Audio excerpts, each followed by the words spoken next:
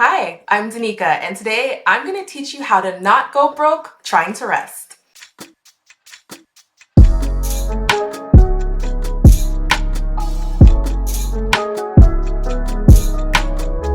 Hello, everybody, and welcome to another episode of Don't Go Broke Trying. Really excited to be here and speak to you today. Today, we have a bit of a different episode. Every time we're talking, we are, of course, talking about how to not go broke, but we're usually talking about, like, here's how you make money so that you do not go broke.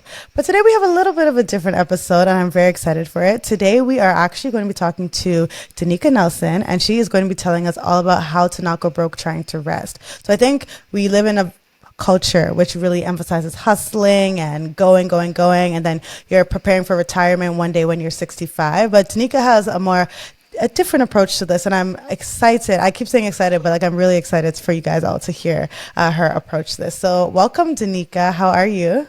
I'm doing well. Thank you so much for having me. Yes, thank you for coming. So could you tell us all about who you are and what you do? For sure. So, my name is Danica Nelson. I do content creation in the finance and travel space, specifically personal finance and slow travel. I'm not one of those people that likes country hopping on a No. weekly basis. I like to spend a minimum of 1 month in each country. That's kind of my preferred type of travel. And more recently, I've learned to kind of blend those two niches of things that I love and focus on my brand that I call Liberty Leave. And my brand essentially helps professionals, specifically women, plan and take career breaks or sabbaticals. Very cool. And I think that's, again, a very unique topic because oftentimes we think of breaks in your career as either a maternity leave or a retirement and nothing really in between. And to be honest, maternity leave is not really a break. You're actually No. working a lot. So I think it's very cool that you are talking about taking career breaks in I'm in my 30s. I'm going to take a career break. I love that because I am just like you. I love a good slow travel. I love to work from another country if I want to, but most people don't have the luxury. So I'm looking forward to you telling us a little bit more about that. But before we go into Liberty Leave specifically, I'd love to go back a bit and have you share a little bit more about you yourself. So do you remember what your earliest memory of money was and how that also shaped your relationship with money growing up? So, my background is Jamaican. I was raised by a single Jamaican mother, and we lived in community housing, but I actually didn't know that. And I didn't know that until more recently because my whole area was community housing. All of my friends, we were all in community housing together, and it always felt like we had enough. So, obviously we didn't have, we weren't the richest in the world, but my childhood was great because it felt like, we made what we had work. I would say my earliest memory of money was my grandmother would always, when I went to her house, she would always give me like $20 or $30, and she would always tell me, don't tell anyone. And Okay. I she's, just keep it on the low, just for you, go buy your lunch, go buy your Pokemon cards. I was really obsessed with Pokemon cards as a kid. And yeah, I think my earliest lesson from money that came from that was money is meant to be kept as a secret. You're not necessarily supposed to tell people how much money you have. You're not supposed to talk about money. And it's kind of interesting how that's shifted throughout later in my life because I talk about money for a living. Literally. Yeah. Very cool. And when you say you were taught to basically hide money, was that an emergency fund or how did that manifest itself when you were growing up? For sure. I think when I was a kid, it was just buy things in secret or don't tell people how much money is in my bank account, etc. But as I started growing up, I realized that talking about money is actually really important because Yeah. I was doing a lot of self-teaching about to money. I learned a lot about managing money on my own through YouTube videos, through Reddit, through blogs, etc. And as I started to share those lessons with others, people started to take notice. People were like, oh my gosh, I didn't know you could do that. I didn't know that this was a way to grow your wealth. And as I started sharing that and I started seeing that there was a lot of interest, specifically among the Black women community, that's when I started to make it one of the main parts of my business and my work and my life, because I really want all of us to be on this road to financial freedom together. And I think in order for us to do that, we have to talk about money and we need to be transparent about money. Yeah, we really do. And I think a lot of us as well, we come from immigrant households where that is the norm, as you said. So I think your story is pretty relatable for most people listening. But how did you actually decide to, like, I know, or how did you start learning about money? Because I, of course, most people know my story listening, where my parents taught me about it from a pretty young age. But what was the shift or the click that you were like, okay, I want to start learning how to manage my money? How did that start? Yeah, for me, it was seeing my sister manage her student loan. So I Mm. have a sister who is 10 years older than me. So it was almost like I got like, like a decade view of like what your life could look like. And my sister is super intelligent, super smart, has like, an aerospace engineering degree, Oh, etc. wow. Um, and in order to afford to go to university, she had to take out a student loan. And I saw how when she worked her jobs, one of her first things to do as part of that paycheck routine was paying her student loan. Mm. And I don't know why, but that really stuck with me because I'm like, when I start working, I want my money to be for me. I Yeah. don't want to have to pay the man. I don't want to have to Nobody. pay OSAP. I don't want to pay nobody. Like, I want to Yeah. do what I want to do with my money. So Mm. that's one of the main reasons where I was committed to learning how to make my money work for me and how to avoid debt at all costs. Because at no point did I want to make all this money and have to give any of it away. Away. It's interesting that you learned the lessons from your sister, but I guess your sister didn't have anyone to learn from herself, right? And that's the thing with older sisters. We're always the one making the mistakes, and then our younger, the younger ones are listening to us and learning from us, which is good for you guys, I guess. Thank Okay. you.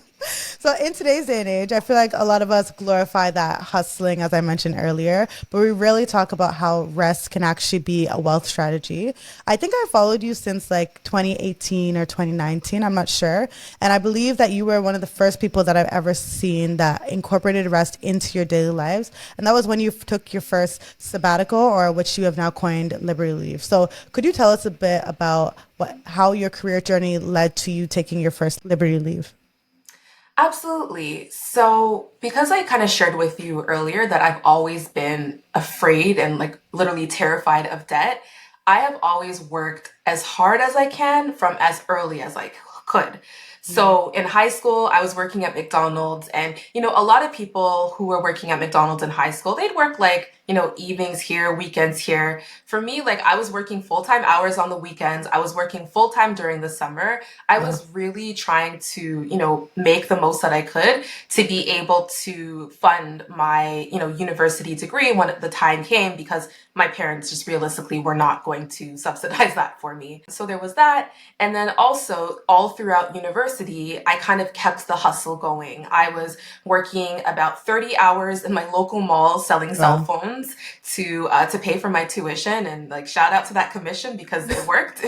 I was able to pay for that. I was also balancing a internship that I was doing 2 days per week, which meant that at least I was like, okay, I'm going to get some experience in my field. It's going to increase the likelihood that I'm going to land a job right after school. And then on top of that, I was doing my university degree full time. Wow. So all of these things put together was a recipe for burnout very quickly. Yep. No one should balance all of these things at one time. I'm very grateful to my younger self for being able to, but of course, it was a recipe for burnout. And I was grateful that, right out of university, I was able to land a job in my field like I had hoped. But I always knew in the back of my mind that as soon as I was able to afford it, I would want to take a sabbatical or take some time off to do, like a gap year or to travel like a Mm. lot of my peers in university were able to because they had, a parent funding it. That just wasn't my reality. It's not something that I was going to be able to do right away. In addition to getting my full time job, within that first 5 years of being in the workforce, I was able to buy my first home at 25, and Mm. that really helped as well.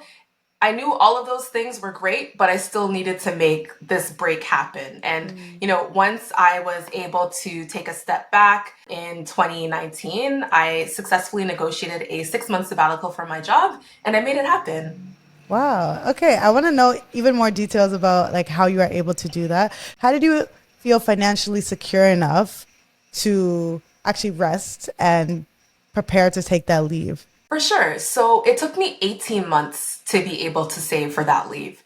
And I Okay. think a lot of people who hear my story, they think like I did it overnight and then they immediately dismiss it because they're like, girl, you're probably rich. Like, of Yes. course you were able to do that. No, it was a hustle. Mm. Before I even brought it to my work, I was behind the scenes saving as much as I could. And I kind of have what I call like my freedom formula, which is how I was able to do it. And that my freedom formula looked like three buckets. It's how do I make more money? How do I save more money? And how do I do better with the money that I have now? Like, how do I manage it better? So, in my make more money bucket, I knew that I was doing really good at my job. I knew that I was irreplaceable. I continuously went above and beyond. When it came to performance reviews, I was always coming prepared with like my quantifiable metrics and achievements and my brag list. I made sure that I had all of the things that proved that like I'm really good at my job. I deserve a promotion. And I was able to get that like in advance, even though I knew in the back of my mind I was going to request this leave. I was able to get that promotion in advance, which helped me, build that fund. In terms of the second bucket, which was saving more money, it was how do I not spend a lot of money, Yeah. when it came out to going out with my friends, like how rather than going to these like big fancy bougie dinners, let's do picnics, let's do, little like get-togethers at the home, have like a little charcuterie board. That's a lot, less expensive. Yeah. Finding creative ways to save money. And then the third bucket is how do I, manage the money that I have better? And that was like, okay, why do you have $10,000 in a checkings account? What are we doing here? So yeah, that meant of course like moving money to GICs or a high interest savings account. So that money was making money. So in total, like I said, it took 18 months of hard work to be able to save to make this happen. Okay, I love that you mentioned just how intentional you had to be about this journey and the fact that it was not overnight. It took you 18 months. Because as you said, a lot of people will hear this and be like, I can't do that. Like, I don't have enough money. But you also didn't have the money up front. You were like, I'm going to do this. I'm going to plan towards it. And I love how you have your like freedom formula where there were three buckets. And again, you have to be intentional about every single part of it, especially I would say the make more money part, because it's not your current situation that just because you may currently not have enough money to save the amount that you would need to travel in the future or take a break in the future does not mean you cannot make more money, which will then allow you to save more money and hopefully allow you to manage more in the future. So, yeah, thank you for sharing that. And okay, after that, then how did you convince your employer to let you take the leave? Because, yes, now you have the money, and I guess you could technically quit and say whatever, but you actually convinced your employer to let you take the leave. So, how was that? I was lucky that I had a really great relationship with my management team Mm. and they knew how good I was at my job. Like it was kind of undeniable. Like I always went above and beyond. I made sure that I was always, putting my hands up to volunteer for the things, doing like the extracurriculars within the job, etc. So when the time came for me to ask like, "Hey, I want to take 6 months off." It was kind of like a no-brainer Mm. because the alternative to that is, okay, well, do we let her Quit. quit? Are you Yeah. trying to lose me? I don't think Nope. so. But Exactly. also, it worked in my favor that, as I mentioned earlier, when throughout university, I was working at the mall to sell phones to put myself through university. That was actually the same company that I landed my marketing job in. So at Hmm. that point, I was working at that company for a good 10 years. Okay. These, I think, are perks that come along with staying at a company for that long and having that seniority. Yeah, because if you've been working somewhere for a year and a half and you ask to take 6 months off, they're gonna be like, "Are you serious?" You know. And I think, as you said, number one is be good at your job, right? Because you being someone who's irreplaceable means that truly they do not want to lose you. So whatever you want, let's give it to you. You know. And then what did that like? So where did you go? I think you said you took a trip to Asia. So can you tell us a little bit about that when you actually left? For sure. I did negotiate 6 months off. In total, I spent 5 months abroad. It was a solo trip. I spent some time in Thailand, Vietnam, Indonesia, Malaysia, Philippines, and Singapore. I Love it. had the absolute time of my life. I was single. I was gallivanting. I was doing whatever I wanted. I had like a very open schedule in terms of like booking flights and country hopping. It was one of the best experiences that I've ever had, and why I decided to kind of dedicate my life and my business around this because having that space and time to just be with myself, to learn to trust my gut, to learn to trust my own intuition.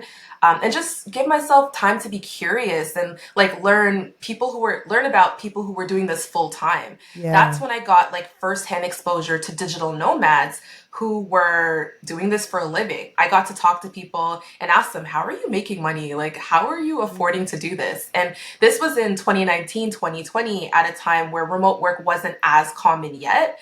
Yeah. So it was cool to kind of play like investigator a bit or journalist to just like understand how people were making this happen for their whole lifetimes and lifestyles. And one of the reasons I chose Southeast Asia specifically is because my Canadian dollar stretches a lot further in those countries than it would Yeah. in places like Europe, for example. So that was also kind of part of my financial strategy as well.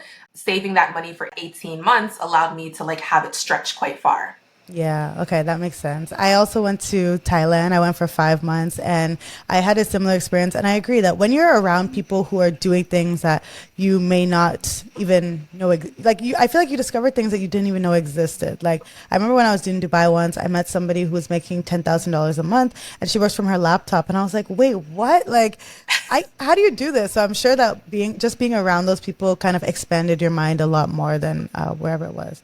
But how did you actually figure out how to rest while you were there? Like, because I feel like, yes, you're there and you're like, okay, I have a good job I'm coming back to, but was there any like panic or like, should I be topping up my resume in case anything happened? Like, was that a thought for you? Or basically, how did you learn to rest? Asking for myself as well. This was a struggle. I Okay. am not going to lie. This was a struggle. And I would say for anyone who's looking into doing something like this, don't expect the rest to come to you overnight, especially if you are someone who is a high achiever, someone who is obsessed with productivity and to-do lists, etc. It probably took me 2 months to come down Mm. from whatever that was, just like that hyper focus all the time. It was definitely a process. Eventually, I kind of just learned to stop obsessing over my email inbox and remind Yeah. myself that, like, girl, this is like a once in a lifetime opportunity. You might not ever be able to do something like this again. Hmm. The work can wait. And also just like reframing how we feel about rest. Like, rest can be productive as well. Realistically, when we rest, we are able to make better, clearer decisions. We can access more money in the future because we've had some time to think about, okay, what actually lights me up versus what's draining me, etc. Yeah. Yeah, it was a process, and I'm not gonna lie, it was not easy. Yeah, I can really imagine. And then when you did come back to Canada, what was that process like? So did you go directly back to your job or what did that look like? Earlier, I mentioned that I negotiated 6 months off, but I only spent 5 months abroad. One of the very unfortunate parts was I came home in a pandemic. Who would have thought a Who would global have thought? pandemic would have started at that time? So I was very grateful that I was able to get in the country right before borders started to close. So Hmm. that was scary. So, I had about a month left in Canada, just doing nothing before it was time for me to go back to work. And then I did go back to the same company, but when I came back, I was not put on the exact same team. I was kind of given like some different type of work just because one thing to keep in mind is if you do negotiate something like this, your company can restructure, things change, teams shift. So I was grateful to still have a job, but I did not have the exact same job. I was also given a mat leave contract. So I was given 1 year to have like a guaranteed job. And then from there, I would either need to find another job within the company or exit the company. And this was part of the deal when I had originally Okay. signed up for the sabbatical. They said like, yeah, you can do it, but just letting you know this could happen.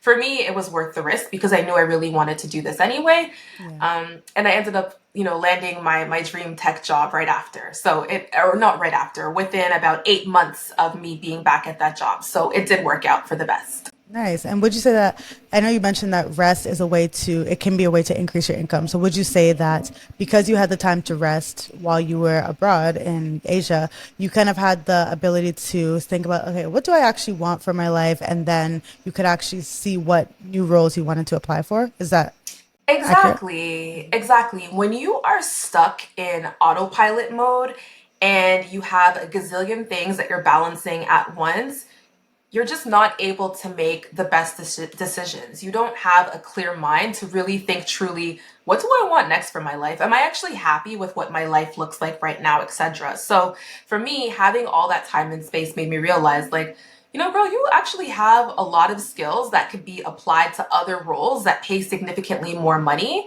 And that's when I started saying, okay, let me lightly think about like what my strategy is going to be for when I come back. I also wanted to make sure that, I wasn't overthinking it or being too productive when it came to my time away. But again, just being able to think about what I truly wanted next for myself allowed me to kind of put together that next step strategy of when I came back. Okay, nice. And so you got this job in your dream tech company. Then how was that experience working there? Also, I actually want to know, like, when you started working there and you were in the interview process, did you have to explain this career gap, or how was that like did you have to over explain anything? That's a good question because a lot of people really fear that. They Yeah. really fear that, oh my gosh, if I take a career break, it's going to ruin my whole career. Yeah. All the interviewers are going to be like, what is this gap on your resume? You're not worthy. You're not going to get a job. That was not my reality. And that's not the reality of a lot of women that I coached through this process as well. They didn't even ask any questions. They said, oh, that's really cool. You got to take 6 months off. I love that for you. Yeah. Okay. So I think it's important to just remember that some companies, a lot of companies, especially now post pandemic, do not obsess over gaps in resumes. Like, as long as you can speak to what you did, maybe speak to like a skill that you picked up along the way, etc. Like, it's okay. You can speak about these things with confidence. Yeah, and speaking from somebody as the from the perspective of someone who hires people, I think it's so cool if I were to see somebody who took like a 6 month year off and they traveled around the world. Maybe obviously I love travel, but I'm like that's such. I feel like it's cool because you did something that's radically different from the norm. So it's like, wow, I want to hire someone like you because you have a like you have different perspectives. The fact that you were able to choose yourself, like I feel like it's a very good trait. So I'm glad you said that. Like they didn't really even worry about it or care at all. Okay, so then what was your experience working at that company? How was the experience there? So I got my next job at what once was my like dream tech company. And it was great because I was making significantly more money than I was before. Like, actually, I was able to, that job hop allowed me to make $50,000 more than I was at my previous Ooh, job. Like, that's wow. a raise. That is a beautiful raise. That's life changing. A life It changing was. raise. Yeah. It was actually life changing. I think that's a really good way to describe it because I had never made that type of money in my life. Hmm. I had never had access to that type of wealth in my life. And on one hand, it was great because I'm like, yes, I can do all of my things. I can meet my investment goals. I can replenish my savings account from, when I took my break. That cost me obviously a lot of money, etc. Hmm. But on the flip side, it was a lot of pressure. It's a lot of pressure to be able to maintain and keep that job that has given you access to money that you've never had access to before. True. And one thing that, I learned from my first Liberty leave is I focused on the rest. I did a good job at the rest, but I didn't do the work to unlearn the unhealthy habits that got me to that point of burnout in the first place from Mm. balancing all the hustles and just doing too much, more than I could handle. And Yeah. unfortunately, that meant that as I went back to that first job, when I got this dream tech job, I was back into burnout like Mm. relatively quickly. I didn't have the firmest boundaries. What was supposed to be a 9 to 5, was now like a 9 to 9. I was working weekends. Sometimes I would get like panic attacks when my, phone would buzz after hours, when I would get Slack messages, etc. And that unfortunately led me to burnout, like Mm. some of the scariest burnout I've ever experienced in my life. And the company that I had worked at, it wasn't uncommon. Like, a lot of people experienced that too because this company, was very generous with salaries and things like that. And everyone there was a high performer. Everyone wanted Yeah. to prove that we are high performers. And it wasn't uncommon to, for people to be sending messages after hours, etc. So, to answer your question, how did that turn out? After about 2 years of trying my absolute best to keep up, I burnt out really bad to a point that I had to take a stress leave, or what is actually called short term disability. Okay. And that was a combination of me talking to my doctor who said, like, you know, you're super anxious right now. Like, you need to take a step back for your health, and work with a therapist and really just focus on getting your nervous system, you know, back to like a regulated state. So Mm. I was approved for an 8 week short term disability or a stress leave. Sorry to hear that because I feel like a lot of people could probably relate to that as well, but maybe they just haven't taken a leave and they're still operating in that burnout. And I think burnout's pretty dangerous because it gets to the point where, like, mentally, physically, emotionally, everything is just shutting down. I've definitely been there before. So, how does that process look like? Because when I was working corporate, also burning out, I don't think I thought this was an option for me going on short term disability. Because again, you're in that high functioning. Okay, I just have to get things done. I'm a high achiever. I don't want to let anybody down. But what did that process look like for you to get your short term disability leave? First, I think what you just said, like people don't even know it's an option. Yeah. That has been one of the most common things that I've found as I have been very public with my journey throughout that process. I ended up making a 5 part series of exactly how I navigated it. Everything from submitting the paperwork to my insurance company, to what I had to tell my job at the time, to how I had to work with therapy and what expectations were for me, and how much I was paid as well while I was away. Because Mm. people, like you said, they don't know this is an option. It is in our benefits. You pay for short term disability. So True. it Yeah. absolutely is an option. And I would suggest that people, you know, look through your insurance handbooks or look through your employee documents, etc., just to see what that looks like. For me, I was able to get this approved, and I was getting 80% of my pay while Oh, I was pretty off. great. I was expecting it to be very little. Okay, that's good to know. A lot of people think that, and that's why a lot of people don't take these breaks in the first place. And that's why I'm a Mm. huge advocate for them, because the longer you push through burnout, the longer it takes for you to recover. Sometimes it can take months, sometimes it can take years to recover from burnout, Yeah. depending on how long you've been in this high functioning state and just pushing through or just thugging it out. So, for everyone who's listening, I always recommend, like, if you are at that point of crisis where you need to take a step back, there likely are options, especially if you're a full time employee. Please look in your employee Please, guys. handbooks, insurance, see what's out there, because you're likely already paying for this and you just don't even know Mm. about it. And of course, companies are not, you know, putting this out Yeah. there voluntarily, proactively, Of because, course. yeah, Yeah, of course.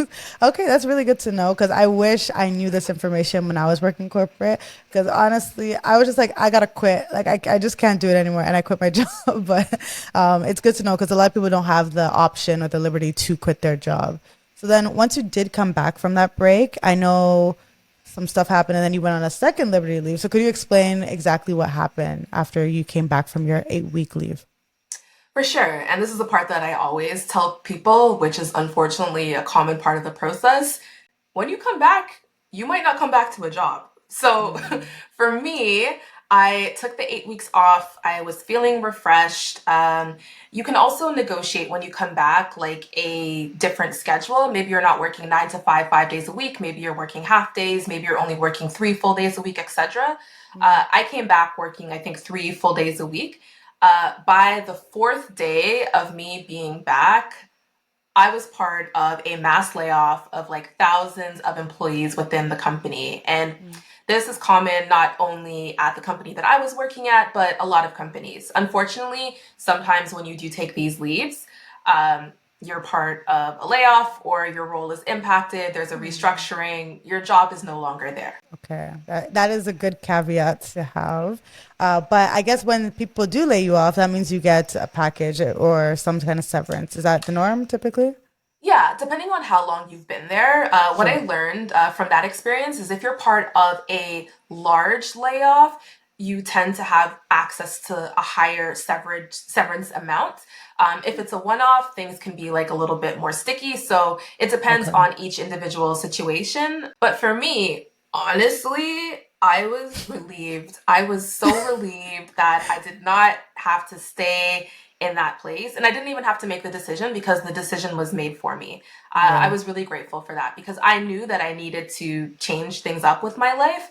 And I might not have had the confidence or the bravery to do that just because of the access to wealth that I had. But I Yeah. mean, if you lay me off, I ain't got no choice. So thanks. Exactly. It's like you were pushed into making a decision, right? It was made for Exactly. you.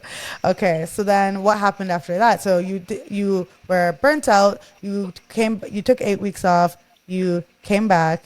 By the fourth day you were laid off. So then you got your package. Then what happened? Did you just take some Yeah. time to rest or So I got my package, and funny enough, at the company that I was working at, my entire team was actually based in Europe at the time, and I had already submitted my request to basically move to Europe. I wanted to try moving to Europe for a year on what's called the Youth Mobility Visa. It's available to Canadians 35 and under. I was already planning to move abroad for a year just to kind of experience what life is like abroad.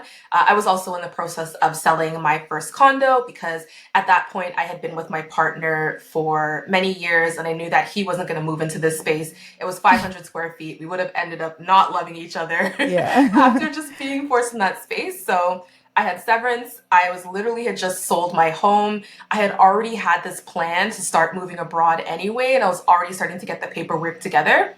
We just continued with the plan to move abroad. And Nice. it was beautiful because we had planned to move to Portugal originally, then we changed our mind to Spain. It was perfect because now that I had like this extra buffer, I had Yeah. some time to rest while in Spain. We lived in Malaga, Spain specifically, which is the south of Spain. I had some time to rest there and really just like enjoy what life was like in a different part of the world when I'm not working. But also, I didn't need to rush into finding a job again, which was beautiful because I was still, even though I was relieved to be laid off from that job, it was still a very traumatizing process. Like, this is Yeah. the first time in my life I've ever been laid off. It was still very traumatizing. Having to, my doctor tell me you need to take a step back because you're Yeah. unwell right now is also very traumatizing. So it was nice to be able to change my environment, to kind of heal from what I had just gone through, focus on rest, and then eventually focus on being an entrepreneur for the first time in my life. Was already doing like, content creation on the side and finance and travel. But now I started to really build my business, my Liberty Leave business that helps women plan and take career breaks because I have firsthand experience and my followers have seen how these breaks have changed and transformed my life. Yes, I am a follower who can attest to that. I have seen over the past 5, 6 years, I've seen like a huge change, and it's really inspiring to see. I'm even going on, I guess, my own little mini Liberty Leave right now, where I'll be away for the next 4 months. So I'm really excited for that, and I have significantly reduced my workload during that. But could you tell us what some signs are that somebody might need to take a Liberty Leave? Are there any specific signs that you see? Yeah, absolutely. Burnout for sure. Like if the thought of like an email or, a Slack message like makes you Yeah. jump a little bit, like that's a sign that you have a lot of anxiety attached to your job. If Mm, you're experiencing brain fog is a really popular symptom as well for burnout. mm. You're not able to think clearly, you keep forgetting things, you forget about what you're doing while you're in the process of doing something. That's also a very common sign of burnout. There's so many, you're not sleeping properly, you are isolating yourself because there's just too much going on. You don't want to see friends and family. Things like that are signs that you are significantly, like you're very burnt out and it's time to take a step away, a step back. Oh, I'm listening to it and I'm like, last year, and also when I was working corporate, I was so burnt out. I'm like, check. As you're saying all, I'm like, check, check, check, like every single thing I can relate to. And last year, I was telling my partner that, like, bruh, I'm about to stop doing this accountability group because I'm so tired. Like, I can't manage it. And it took me like an extra 2 months to launch it than normal. And I just was like, I'm not doing it. And he was just like, you need to take time. So I took like 2 months to just do nothing. And then I was able to actually rest. So I resonate with everything that you're saying right now. How would somebody know that they're not just like regularly tired or versus truly burnt out? Because I feel like oftentimes I don't know. We're just used, or maybe we're just high functioning, burnt out people. I don't know, but I feel like a lot of times we could hear all those things you just said and be like, okay, yeah, but like that's how I always am and I always operate. So Sunday scaries are normal. Anxiety it's normal, quote unquote. So how would someone tell the difference between being regular, like being tired and then being truly burnt out that they need to take a break? For sure, speaking to a doctor or a therapist can kind of help you understand like where you are in terms of just tired or burnt out. But also, if you're taking vacations, granted, in this side of the world, we're only getting vacations for like a week, maybe two. If Yeah. you're taking breaks and you still feel exhausted, like perpetually, that could be a sign that you are burnt out. And then Mm. a sign that you're very like high functioning is, are you still trying to push through even though your body is telling you to slow down? That's another sign that like, okay, maybe you need to proactively slow down before your body forces you to. Because Yeah. even for me, for a long time, like I kept trying to push through, and you can see the different ways that your body is telling you you need to relax. Like for me, that looked like sometimes you would get like random allergic reactions to things that you were never allergic to Mm. before. Your blood work would be out of whack. You would have high inflammation, etc. Like there are definitely signs where if you pay attention and listen to your body, you'll know. This is so interesting because literally everything you just mentioned is what I was facing. Like I got some random allergies that popped up and we could not figure it out. Like my face was just swelling. I also like, wow, okay, good to know. This is dragging me lovingly. Uh, Lovingly. yes, very lovely, very lovingly. I would say so now you teach women how to take liberty leaves. And I would say one of the biggest barriers to rest is typically money. So how would you say that people can financially prepare to take this time off? I know you did mention like your framework. In practice, what does that look like for people who are trying to financially prepare to take time off? I would say give yourself time. This doesn't need to happen overnight. You just need to build a solid plan for how you're going to make this happen. The same way that you would save for a home or a car, treat it like that. And then also, what's important is you need to truly believe that you deserve rest. And the Mm, problem is, especially within like the Black community or people of color, is we don't believe that we deserve to rest. This is one of the top barriers that I need to overcome in my work, because people, I'll tell them what I do and they'll be like, okay, like a break. We can't do that. I'll do that when I'm 65. The yeah, reality is, a lot of people, like, life is unpredictable. A lot of people don't have the same abilities that right now that they will at 65, etc. You need to believe that you deserve rest. So, and also just believe that rest is productive. For me, that looked like going through therapy and really learning, okay, why am I stuck in this pattern of overworking and being a high achiever? Like, what beliefs do I have? Whether it's like a scarcity mindset, whatever it is, like, what beliefs do I have that are making me think it's not okay to rest? So, those two things I think are the most important. You need to truly believe that rest is yeah. productive and can really change your life in order to make this happen. Oh, that is a good one because I feel like it's much easier said than done. Yes, I believe rest is productive, but also we were raised where our parents were waking us up at 6 a.m. or 7 a.m. on a Saturday to clean the house because what are you doing in bed all day? So I feel like it's something that you have to actively work towards. And again, as you said, going to therapy or like, I feel like it would take a lot of work to truly unlearn that because it's your whole life's conditioning that has taught you that you are not worthy of rest. Ooh, okay. Absolutely. And if I could add one thing, Reni, I know that you also took the trauma of money course. What we Yes. learned is when our brains are stuck in survival mode, or when our brains are just like, there's way too many things happening, we're on autopilot, we're stressed, we're not able to make the best decisions. And that's why, for example, those money loan places, like, the places where you can go there to have a loan that charges you like a crazy amount of interest, those are why those are so successful. It's Yeah. because people are in survival mode and they're not able to make the best decisions with their money, with their life, etc. So for those people who struggle to take the break because they think, oh, well, I don't deserve rest, so I'm not going to do it. I like to offer them and remind them, well, when I took my break, I was able to get in a good mindset that allowed me to make $50,000 more per year. So, like, if we need to look at it from a money perspective, let's do what we got to do. Good point. Good point. I like that. And what for a practical tip on saving for their Liberty leave, would you say, okay, first of all, calculate how much you need to take this break, and then every month we're putting money aside, or what does that look like in practice? Exactly. It is creating a sinking fund, or for those who are unaware, like a dedicated savings account that specifically goes towards what you can name your Liberty Leave fund, your Freedom Fund, your sabbatical fund, etc. And you need to contribute to that on a monthly basis.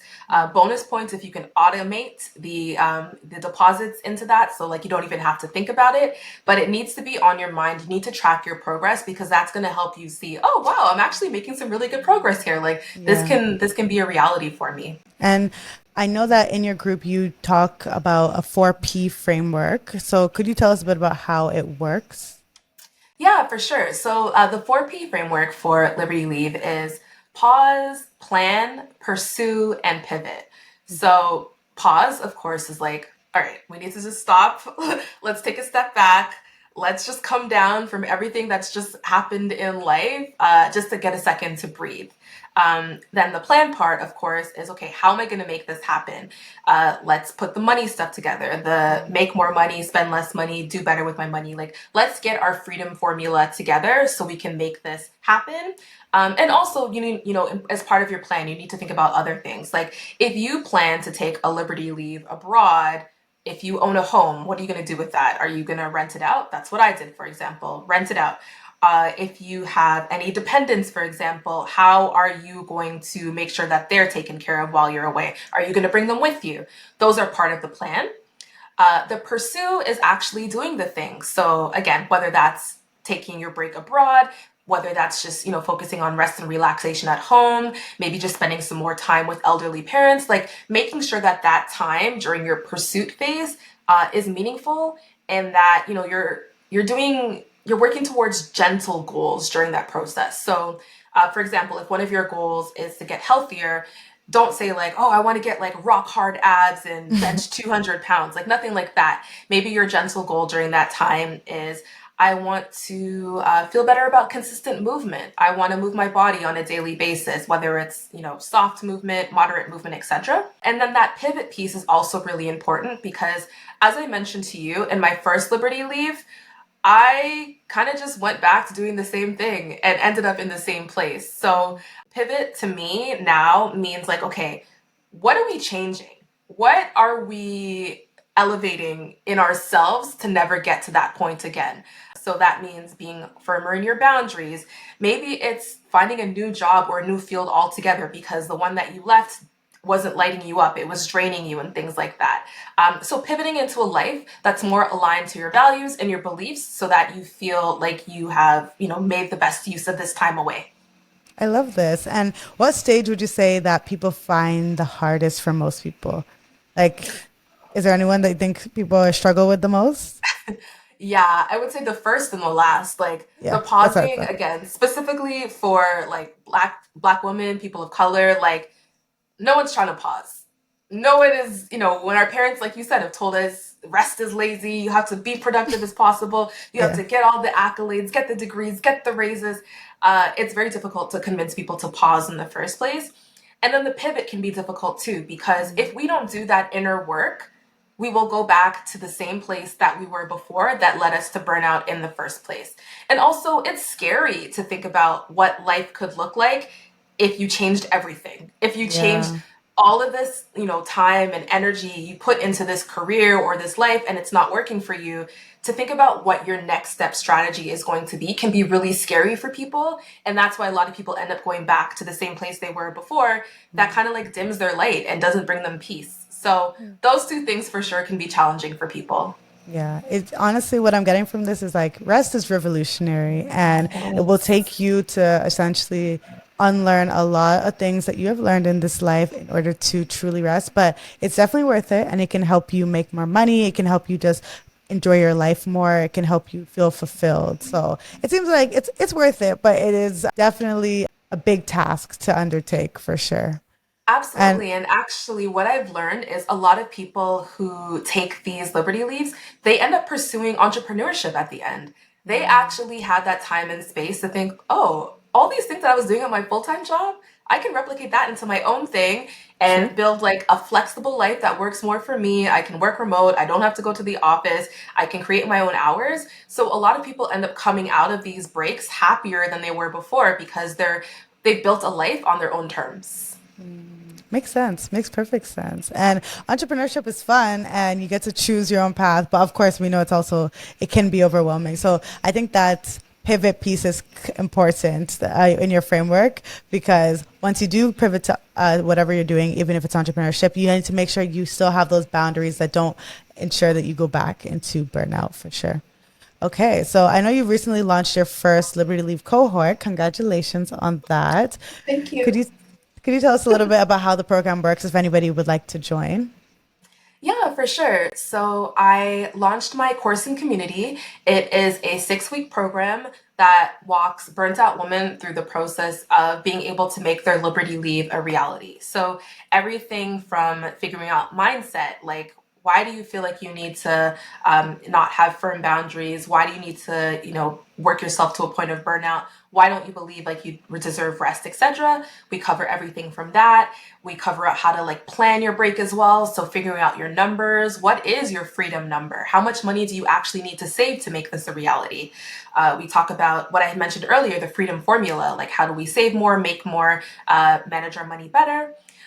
We talk about actually, being on the break and making sure that we're not doing too much to get ourselves burnt out, especially as high achievers, which a lot of women who take this program are.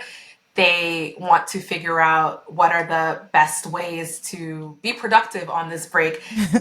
We're not doing that. So I teach people, how to make sure that we are prioritizing rest.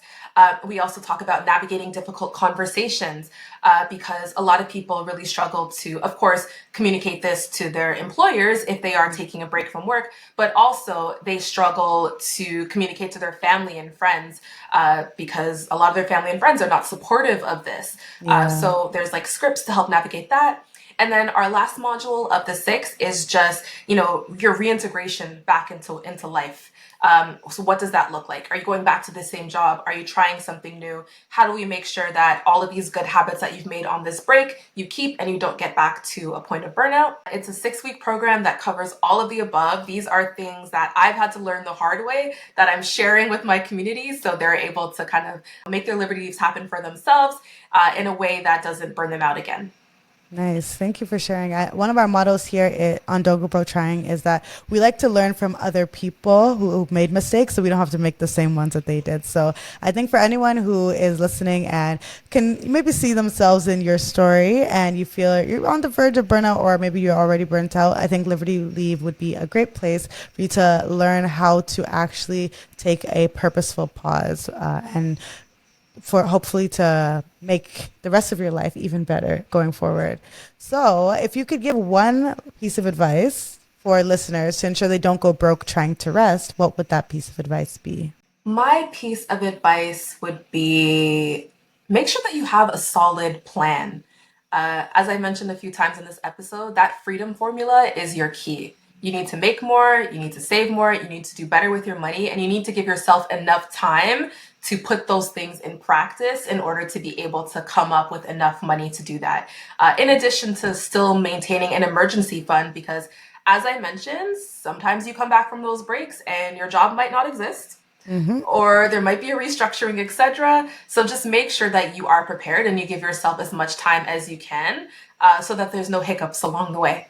Awesome. Thank you so much. And if people wanted to connect with you or learn more about when the next cohort of Liberty Leave comes out and is open for registration, how would they do that? For sure, just visit my website, libertyleave.com, and you can also follow me on social media at Danica S. Nelson. Perfect. Thank you so much, Danica. I think this was an amazing episode, and I'm really happy that we got to listen to your story. And thank you so much for sharing very vulnerably. Everyone, if you did enjoy this episode, please tag Danica and I. You can share this on Spotify and then share it to your Instagram story. Tag it on Twitter or X as they call it now, I guess, but Twitter, and tag both of us. And we would love to hear your feedback and just share if you are considering taking a Liberty Leave in the future. Thank you so much for listening, and we will see you in the next episode. Bye. Bye.